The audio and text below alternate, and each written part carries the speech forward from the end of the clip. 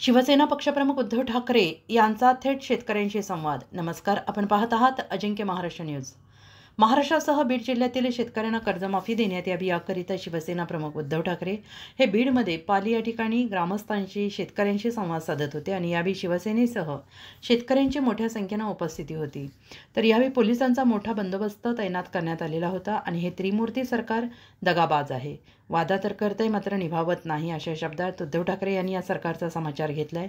जोपर्यंत शेतकऱ्यांना कर्जमाफी होत नाही तोपर्यंत आपण शेतकऱ्यांसाठी मोठा लढा उभा करू, असंही त्यांनी म्हटलेलं आहे। अजिंक्य महाराष्ट्र न्यूज सोबत प्रतिनिधी संगीता इनकर, बीड।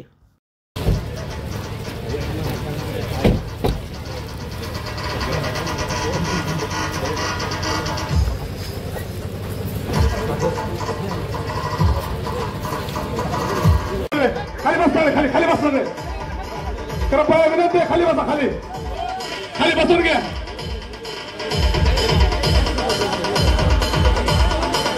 खाली बसून घ्या, खाली।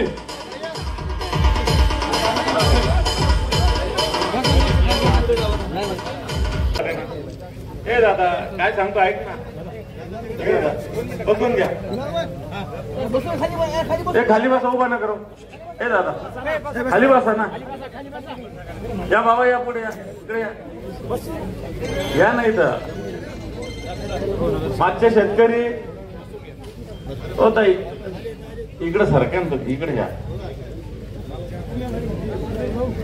माननीय उद्धवजी ठाकरे साहेब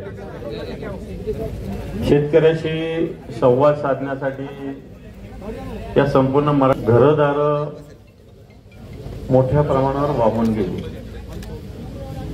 आणि हे सगळं केल्यानंतर माननीय उद्धवजी ठाकरे साहेबांनी पूर्ण मराठवाड्याचा जवळपास 5 जिल्ह्याचा दौरा केला होता आणि या दौऱ्यानंतर सुद्धा शेतकऱ्यांचा एक मोठा मोर्चा संभाजीनगरात काढला होता।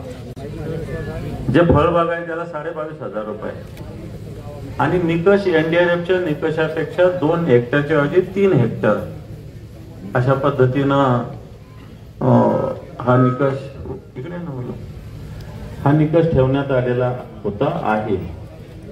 जी खडून गेलेली जमीन आहे हिला 3.5 लाख 3,47,000 रुपये 47,000 रुपये एनडीआरएफचे आणि 3 लाख रुपये या मनरेगामधून अशा पद्धतीने घोषणा झाली। या कार्यक्रमाचं नावच असं आहे की पॅकेजचं काय झालं, कारण एवढं मोठं पॅकेज डिक्लेअर केलं सरकारने, याचं काय झालं?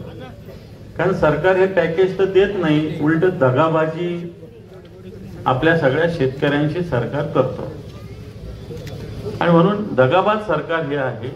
याला हे प्रश्न आपण पॅकेजचा विचारण्यासाठी माननीय उद्धवजी ठाकरे साहेब येणार आहे। विचारणा म्हणजे काही शेतकऱ्यांना न्याय मिळावा हा याच्या मागचा हेतू आहे, याचा हेतू बाकीचा काय असायचं कारण सरकारने जर पॅकेज दिलं तर मला असं वाटतं काही हरकत नाही, परंतु साहेबांनी सांगितलं होतं की 3.5 लाखापैकी किमान लाखभर तरी रुपये दिवाळीला द्या। आपण याविषयी चर्चा करण्यासाठी साहेब आपल्यामध्ये आलेले आहेत।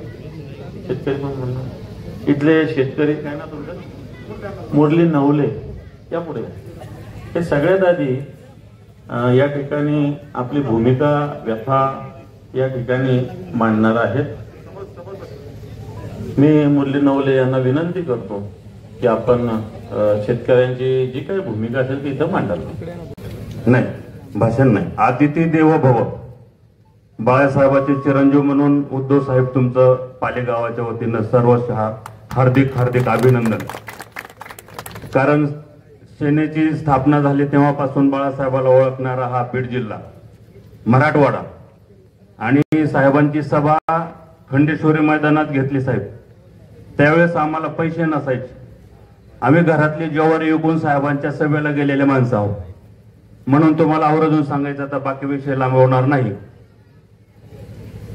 अवघ्या महाराष्ट्रामध्ये 6 महिने 7 महिने झालं अतिवृष्टी होते, मे महिन्यापासून पाऊस चालू आहे, अतिशय बिकट परिस्थिती शेतकऱ्यांची। शेतकऱ्यांकडे जे काही कापूस सोयाबीन आलं होतं ते सर्वस्व पावसानं निघून गेलं, आल्याला काही घास होता तो पदरामध्ये पडला नाही। दुसरी गोष्ट अशी आहे की त्याला एकूण तिकून काही आलं तर त्याला हमी भाव नाही, भाव असणारा योग्य मिळत नाही आणि शेतकरी हा एकदम मेटाकुटीला आलेला आहे, खरोखरच आलेला आहे। पूर्ण महाराष्ट्रामध्ये परिस्थिती आहे, पालेगावची पण तीच परिस्थिती आहे. शेतकऱ्याचं कर्जमाफीचं धोरण सरकारनं आता अंबादास दानवे साहेबांनी सांगितलं किंवा त्यांनी घोषणा केली, परंतु 6 महिन्यानंतर करणार आहेत. मग 6 महिन्यानंतर घोषणा करून काही उपयोग होणार नाही. आज ती कर्जमाफी, संपूर्ण कर्जमाफी शेतकऱ्यांना आवश्यक आहे. दुसरा मुद्दा असा आहे की शेतकऱ्यांना आत्ताची आत्ता जसं अतिवृष्टी झाली की लगेच त्यांना मदत मिळायला हवी होती. लाखो रुपयाचं नुकसान झालं आणि तुटपुंजी मदत शासनाकडून मिळालेली आहे. एक त्यांच्या गाई म्हशी वाहून गेल्या, गुरंढोरं वाहून गेले. काही काही व्हिडिओ असे पाहिले आम्ही साहेब की त्या घरी माणसं सुद्धा म्हणजे असं रडत होती. ते पाहत नव्हतं, एवढं विदारक चित्र या ठिकाणी होतं. म्हणून तुम्ही या ठिकाणी आलात, शेतकऱ्यांच्या व्यथा जाणून घेण्यासाठी आलेला आहात. आणि आपल्या भारताचा जर कणा असेल तर हा शेतकरी आहे. सरकार कोणतंही असो, सरकारने अगोदर शेतकऱ्याविषयी धोरणं राबवले पाहिजे. दुसरी गोष्ट अशी साहेब, आपण सत्तेमध्ये होता, 2.5 वर्ष आपण मुख्यमंत्री होता. आम्ही टीव्हीच्या माध्यमातून पाहायचो, मीडियाच्या माध्यमातून पाहायचो, आपलं कामही व्यवस्थित होतं. परंतु आता तो राजकारणाचा भाग आहे, तो आम्ही काही तर बोलणार नाही. परंतु या ठिकाणी आता जे आपण संवाद साधण्याकरता आलेला आहात, खरोखर विरोधी पक्ष नेता कसा असावा किंवा विरोधात जरी असलं तरी काम कसं करून घ्यावं हे आपल्याकडून शिकलं पाहिजे. खूप काही आणखीन गोष्टी आहेत. आता आपण ज्या ठिकाणी बसलो साहेब, पाठीमागं बिंदुसरा नदी वाहते, धरण आहे मोठं वरती बीड शहराला पाणी पुरवठा करणार. पलीकडून जर कदाचित जास्त दिवस पाऊस झाला तर असा लोंढ आला तर शक्यतो गावावर येण्याची शक्यता जास्त आहे. म्हणून त्याकरता पाठीमाग प्रोटेक्शन वॉलची गरज, म्हणजे सांगतो गावचा प्रश्न मांडतो साहेब तुमच्या पुढे मी. आणखीन तलावात असणार त्या ठिकाणी जर पश्चिम महाराष्ट्रातलं पाणी, अनेक दिवसापासून आम्हाला नेते येतात, सांगतात किंवा पाणी आपल्याला मराठवाड्यात आणायचं, परंतु मराठवाड्यामध्ये ते पाणी येत नाही. आपण जर सत्तेमध्ये भविष्यामध्ये आलात तर ते पाणी मराठवाड्यामध्ये जर आणलं तर त्या ठिकाणी तुम्हाला सांगतो, हा जो दुष्काळी नेहमी दुष्काळी भाग आहे तो अतिशय चांगल्या प्रकारे शेतकरी पिकवतील. आता योगावन आमच्याकडे रेल्वे आलेली आहे, रेल्वेचा आमचा माल मुंबईला आम्हाला आणता येईल साहेब. अनेक या शेतकऱ्यांचे प्रश्न, सीताफळाचा आमच्याकडे मोठा उद्योग आणता जर आला तर त्याच्यामध्ये अनेक रोजगार उपलब्ध होतील. कारण या डोंगर पट्ट्यामध्ये एवढं असणारं सीताफळ उत्पादन आहे, परंतु त्याला योग्य भाव भेटत नाही, हमी भाव भेटत नाही, किंवा त्याला असणारं माधवराव आंधळे हे शेतकरी माननीय उद्धवजी ठाकरे साहेबांशी संवाद साधतात. बाकी बसा जरा सर. यावर्षी मे मध्येच पाऊस सुरुवात झाली. मे मध्ये शेतीची पूर्ण नुकसान झाली. इतकी नुकसान झाली की त्या रानामध्ये आम्हाला अक्षरशः जाता सुद्धा येत नव्हतं. मे महिन्यामध्ये ज्या वेळेला आम्हाला नांगरायचं असतं, पाळी घालायची असती, त्या शेतीची मशागत करायची असती, त्याच वेळेला निसर्गाने आमच्यावर हल्ला केला. आणि त्या हल्ल्याला आम्ही कसं तरी सामोरं गेलो. ट्रॅक्टर लावली, जेसीबी लावल्या, शेत दुरुस्त केलं. आमच्या घरामध्ये होतं सोनं नाणं ते विकलं, त्याचं बी खरेदी केलं, खत केलं. लेकराला औषध नाही दिलं पण आम्ही पिकाला औषध दिलं सर. एवढं आम्ही त्याच्यावर प्रेम केलं. आणि अगदी ते शेंगा लागायच्या, त्याला कणीस यायचं, त्याला आम्हाला पीक प्राप्त व्हायचं. आमचं कुटुंब अगदी आनंदामध्ये होतं. या वर्षीची दिवाळी आम्ही निश्चितच असणार आहे. चांगल्या प्रकारे आम्ही आनंदित या वर्षीची दिवाळी हे करून आमच्या मुलाला चांगलं शिक्षण देऊ अशी आमची अपेक्षा होती. पण झालं गंमत अशी, पीक काढायला यायच्या टायमाला एवढा निसर्गाने कोप केला की अक्षरशः अख्खं पीक वाहून गेलं. जाग्यावर तेच पीक सळलं. जसं पीक सळलं तशी आमची मानसिकता सुद्धा सळली. मध्यंतरी आम्ही बातम्यावर खुश होतो. आमच्या मोबाईलवर बातम्या येत होत्या.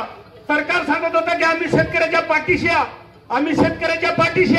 पण शेतकऱ्याच्या पाठीशी खंजीर खुपसण्यासाठी आहे सरकार का शेतकऱ्याला आधार देण्यासाठी आहे? हे या महाराष्ट्राच्या मुख्यमंत्र्यांनी आम्हाला एकदा सांगितलं पाहिजे.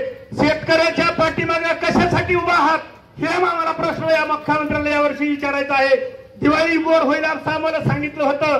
त्या आशेवर आमच्या डोळ्यातले पाणी आम्ही पुसलं की सरकार निश्चित आमच्या पाठीमागे उभा आहे का? आमची दिवाळी गोड होणार आहे का? आज तागायत एकाही शेतकऱ्याला अतिवृष्टीसाठी नुकसानीसाठी एकही रुपया सर आम्हाला प्राप्त झालेला नाही. दुसरी गोष्ट या ठिकाणी महत्वाचं सांगतो, एवढा लबाड मुख्यमंत्री कसा काय या महाराष्ट्रामध्ये प्राप्त झाला? काय आमचा दुर्दैव असेल, काय आमचं चुकत असेल, का आम्ही इतकं पाप करत असतो हेच आम्हाला कळत नाही. किती लबाड बोलावं, क्षणाक्षणाला लबाड बोलावं, क्षणाक्षणाला लबाड बोलावं. आता त्याची सीमा झालेली आहे सर. याच्यामधून काहीतरी मार्ग काढताना अशी अपेक्षा आहे. म्हणून आम्ही जवळजवळ 35 किलोमीटर त्या ठिकाणी चलत आहे.